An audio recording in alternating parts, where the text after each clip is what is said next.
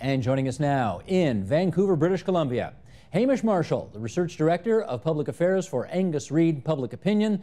Hamish, how are things on the left coast tonight? Things are great. Great to be here, Steve. Glad to hear it. Okay, last week you released a comprehensive public opinion survey on Canadians' views on the current economic conditions. I want to put some of those findings to you throughout the course of our conversation tonight and then get you to share a little more analysis on that. According to your polling over the last 8 months, Canadians seem to be increasingly optimistic about the economy. And we've got numbers up showing that back in July of last year, 54% rated economic conditions as poor, only 43% saying they were good. Each of your polls since then shows a slightly more positive outlook, with last week showing 54% of respondents rating economic conditions as good, only 41% rating them as poor. Okay, you saw those numbers. What did you infer from all that? Well, as you say, we've seen a steady progression over the last year. As people become more and more confident about the economy, they're feeling better about it. They feel better about their personal economic finances as well. And we're seeing that people are generally more positive. And this, of course, has an effect that actually ends up helping the economy more itself. Let's put this into context, though. You've got 54% of respondents rating economic conditions as good, but you know, we're coming out of some pretty desperate times. When times are normal, what is that number normally like? Well, that number would be higher, but to put it in context, you know, a year ago, I actually went back and looked at our polls from more than last July back to last April. So a year ago, right now, we found that 60% of Canadians said economic conditions were bad, and only 37% said they were good. So that's up 17 points, and it should be higher. And I'm sure, you know, if we look in a few months or and maybe in a year or two, it'll be somewhere maybe in the mid 60s or in the low 70s. Why do you figure that even at the height of this recession and financial meltdown, your data said that only a bit more than half of respondents felt that economic conditions were poor? Well, what we find is that people, recessions hit different people differently. Different regions are hit more than others. So for instance, in Saskatchewan and Manitoba, the recession really didn't hit very badly. So people there generally felt things were going pretty well. Also, individuals whose lives are generally going pretty well are more likely to say that the economy as a whole is doing well. So it's really only people who are personally affected, perhaps there's been unemployment in their family or amongst their close friends or where they work, who are more likely to say that that the economy was doing poorly.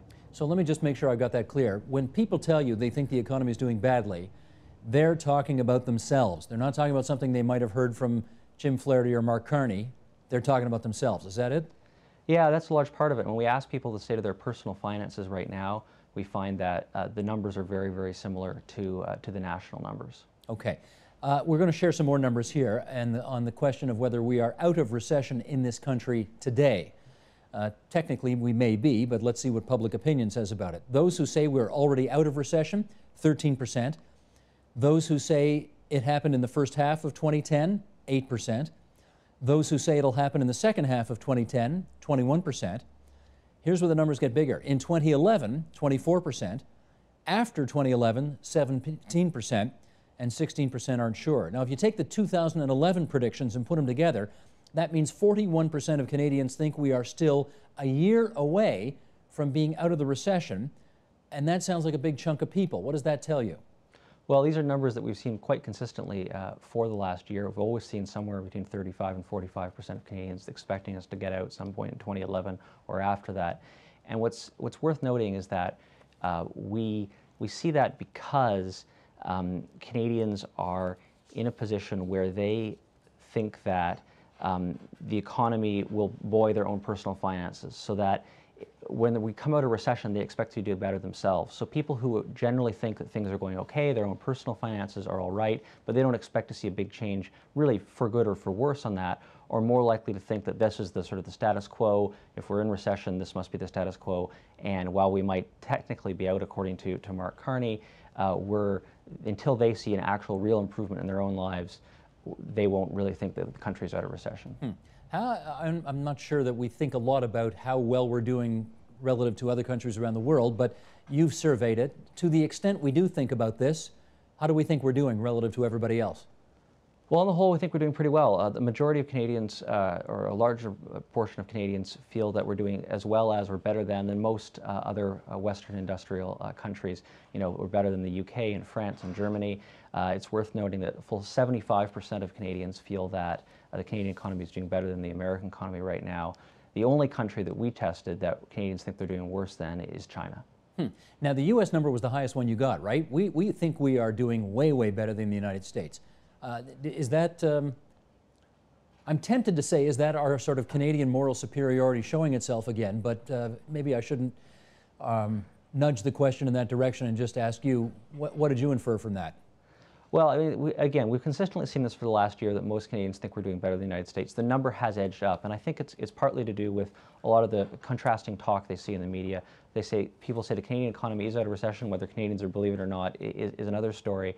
But when they hear about the United States with unemployment rate somewhere around 10%, whereas our unemployment rate's down to 8 or so, in story after story like that, when a lot of Canadians do business with the United States, they hear stories that things perhaps aren't going as well with people they do business with, and those numbers are very high, that Canadians feel we're doing much better than the Americans. So that's maybe just a reflection of the fact that we watch too much U.S. television in this country, is that right?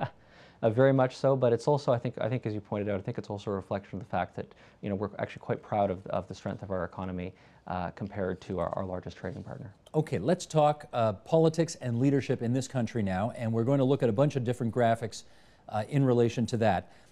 Here we go. Current economic leadership of the country. Who do you trust? Whom, I should say. Whom do you trust? The old Johnny Carson show. To help the economy. Stephen Harper's numbers, Michael Ignatieff's numbers, Mark Carney's numbers. This is fascinating. While more people like Harper than Ignatieff on the job of whom do you trust to fix the economy, Mark Carney is, you know, the head of the Bank of Canada, is off the charts more respected than either of those other two political leaders. What do you take from that? Well, we've seen it consistently for the last year, and what we find with Carney is that Carney's numbers have always been a bit better than the Prime Minister's, but they're markedly better today than they were, say, a year ago. I think people like a non-political figure, someone who's seen as political and partisan, whether it be the Prime Minister or the Leader of the Opposition, is obviously a more divisive figure than someone whose job it is simply to manage the economy, and that's the Governor of the Bank of Canada. It's also worth pointing out, though, that the big shift in these numbers over the last year is quite remarkable. A year ago, we found that Harper and Ignatieff's numbers were almost exactly the same, 41% for Harper and 39% for Ignatieff. And now Harper's numbers down a little bit, it's been up and down over the last year, and Ignatieff's economic credibility has really declined. What do you attribute that to? Well, he obviously hasn't had a great year, but it spells big problems for him in the future, because this is the most important issue to Canadians, and he has to be winning on economic credibility if he hopes to be able to replace the Conservatives in power. Your numbers on Carney, let me just follow up there, because you know what, I have no numbers to prove this, and probably you do. I'm convinced that probably 75% of Canadians have no idea who Mark Carney is, and yet he does so well in this survey.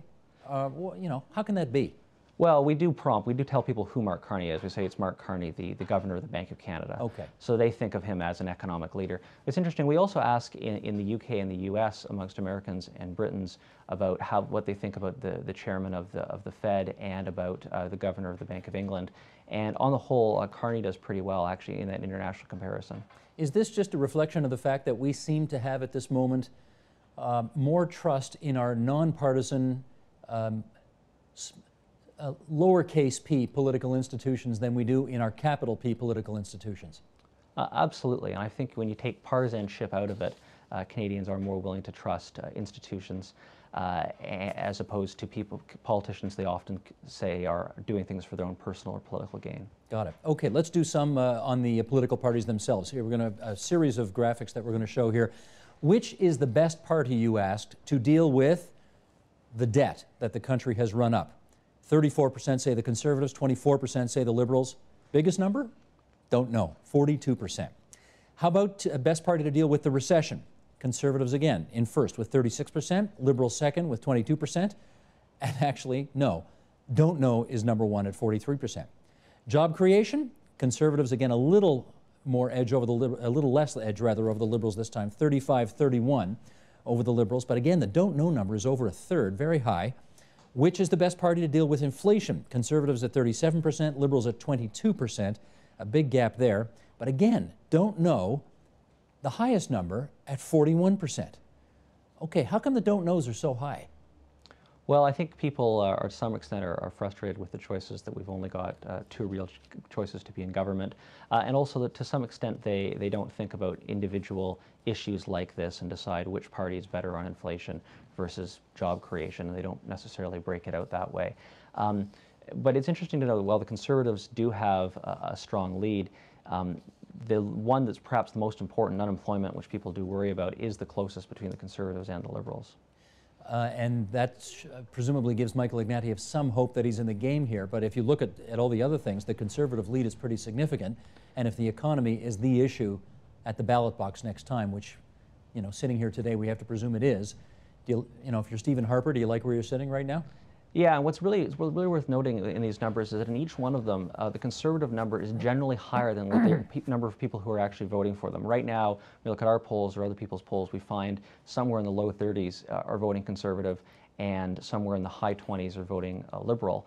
And so not only are the Conservatives outscoring on these economic trust indicators more than their ballot support, the Liberals are underperforming, which means that not even every Liberal is willing to say that they're going to choose the Liberals over the Conservatives in terms of best on these issues, and not even, and more people than are currently voting Conservative think the Conservatives are good on this issue, which show that the Conservatives actually have room to grow in the economy, whereas the Liberals are really struggling with it. And how volatile have these numbers been as you've surveyed them over the past, let's say, 12 to 18 months?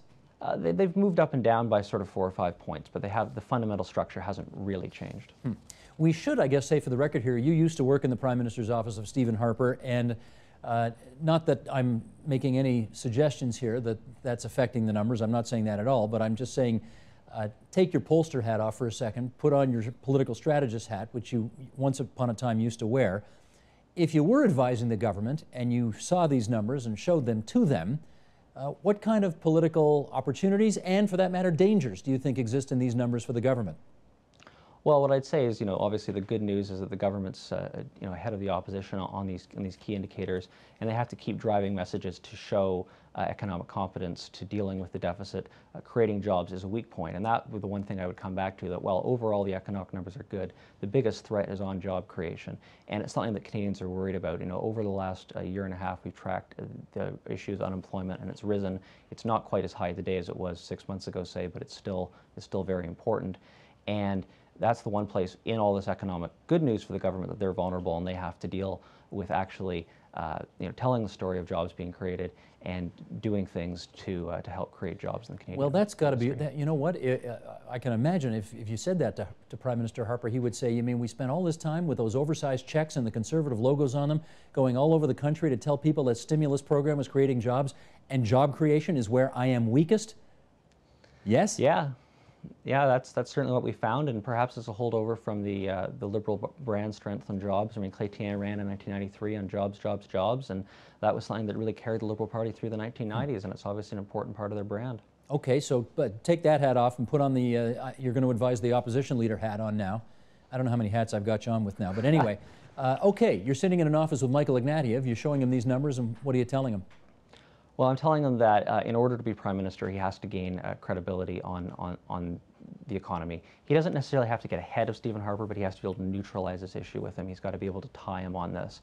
And so what he needs to do is go out and put forward policies and announcements that not only reinforces credibility, but also to attack the government on their economic credibility.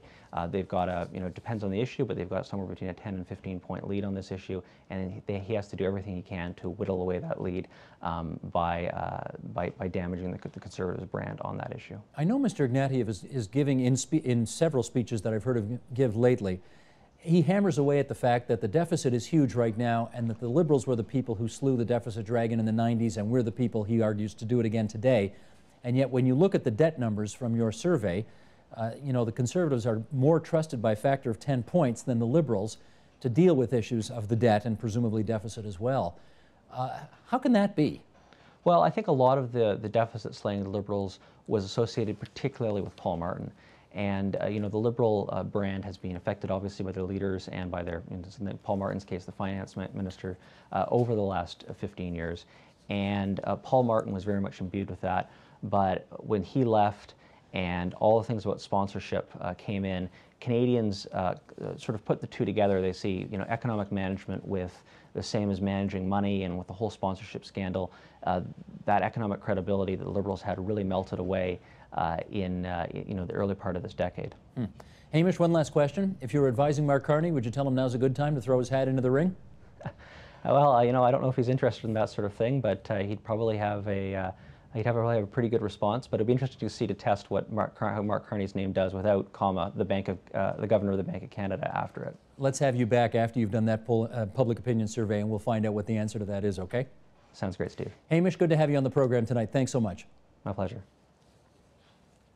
Now, for more information about tonight's guests and to read Kevin Page's full assessment of the 2010 federal budget, please visit us online at tvo.org/theagenda. Tonight's program was produced by our Ottawa Bureau Chief, Alan Eckenberg, and you could read Alan's post entitled An Economic Outlook. That's on our Inside Agenda Producers blog, also on the homepage, tvo.org/theagenda. Please stay with us. We're back with a preview of tomorrow night's Your Agenda program and web chat right after this.